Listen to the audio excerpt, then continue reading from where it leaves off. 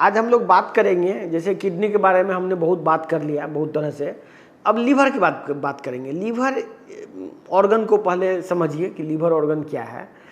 Liver एक बहुत ही ऐसा ऑर्गन है जो आसानी से रीजनरेट कर सकता है, और लीवर में बहुत सारा मतलब समझिए कि ये ब्रेन है। लीवर जो है ना पूरे शरीर का ब्रेन है, और लीवर हर एक तरह की समस्या का समाधान है अपने आप में। इसीलिए जब किडनी खराब होता है तो लीवर में डैमेज होता है। इवन बुखार जब आता है तो पैरास्टामोल जो गोली खाते हैं आप, वो लीवर पे ही काम करता है। लीवर में बहुत सारा एंजाइम, हार्मोन, बहुत तरह का चीज़ बनता है। ये मैसेंजर, ये कॉमन मैसेंजर के रूप में काम करता है। या जो भी फूड पार्टिकल खाते हैं कि लीवर में सबसे पहले जाता है वो, और लीवर उसको स्कैन करता है कि कौन सा चीज़ ब्लड में जाए, कौन सा चीज़ नहीं जाए। तो लीवर का बहुत ही इम्पोर्टेंट रोल है।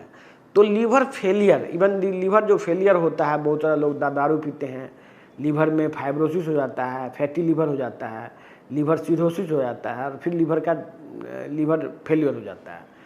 ये एक बहुत ही एक्सट्रीम कंडीशन होता है। लीवर फेलियर इतना कॉमन नहीं है जितना किडनी फेलियर है, क्योंकि लीवर में रीजनरेट करने की कैपेसिटी बहुत ज़्यादा होती है, और इसी वजह से लीवर आसानी से फेल नहीं होता। यदि मान लीजिए कोई आदमी अल्कोहल दारू पी रहा है और वो लीवर उसका फेल हो गया, तो दारू यदि छोड़ देगा तो धीरे धीरे लीवर रीजनरेट करके वापस गेन कर सकता है। फिर लेकिन आजकल लोगों का लीवर फेलियर दारू पीने से नहीं हो रहा है। ज़्यादातर आदमी को लीवर फेलियर हो रहा है गेहूं खाने से और फास्ट फूड खाने से। जो भी आदमी भोजन कर रहा है ना, आजकल भोजन में बहुत ही डेफिशिएंट भोजन है, इसमें न्यूट्रिशन का इतना कमी है कि माल न्यूट्रिशन की वजह से, भोजन सही नहीं मिलने की वजह से लीवर की वर्किंग कैपेसिटी, उसका वर्किंग स्ट्रक्चर खराब हो जाता है, और धीरे धीरे लीवर में फाइब्रोसिस डेवलप करता है। फाइब्रोसिस, बहुत सारा छोटे छोटे फाइब्रोस होते होते लीवर अल्टीमेटली सिरोसिस और ब्लड वेसल्स। देखिए लीवर का जो फेलियर होने का है, मान लीजिए लीवर का सेल है, तो लीवर का सेल श्रिंक करता है, वहाँ फाइबर्स बन जाता है गांठ टाइप का, और गांठ बनने से वहाँ का जो ब्लड वेसल है वो दबा जाता है। या लीवर से जो ब्लड बाहर जाता है उसको पोर्टल ब्लड बोलते हैं। उसका बहुत सारा जंक्शंस में वो होता है, मतलब जंक्शन होता है उसका, उस जंक्शन में ब्लीडिंग होने लगता है ब्लड प्रेशर बढ़ने से। सिर्फ पोर्टल हाइपरटेंशन बोलते हैं इसको। एक होता है सिस्टेमिक हाइपरटेंशन, जो कि आपको हाथ में जो देखते हैं। ये पेट के अंदर क्या आर्टरी का हाइपरटेंशन है। इसमें क्या होता है कि आदमी का जब ब्लड सप्लाई गड़बड़ हो जाता है तो बहुत सारा कोलेट्रल वेसल बनता है, और वो ब्लड कोलेट्रल वेसल से ब्लीडिंग चालू हो जाता है। इसीलिए देखते होंगे जो आदमी को सिरोसिस होता है उसको मुंह से ब्लीडिंग आता है, मुंह से ब्लीडिंग आता है, फिर उसका उसी टाइप का उसका उपचार होता है। लेकिन आप एलोपैथ में जो भी उपचार कराते हैं, इसमें और भी वजह है, जैसे हेपेटाइटिस बी, हेपेटाइटिस सी से भी लीवर डैमेज होता है, और फिर वही सिरोसिस ऑफ लीवर और लीवर फेलियर होता है। कभी कभी एक्यूट हेपेटाइटिस, जैसे कि hepatitis A, even hepatitis B, अचानक ही लीवर में इतना इंजुरी हो जाता है कि पूरा लीवर फेल हो जाता है, आदमी इमीडिएट डेथ हो जाता है। तो ये सब चीज़ का जो हमारे पास मेटाबॉलिक उपचार है, जो कि नेचुरोपैथी बेस्ड है, वो एलोपैथी से बेहतर रिजल्ट देता है।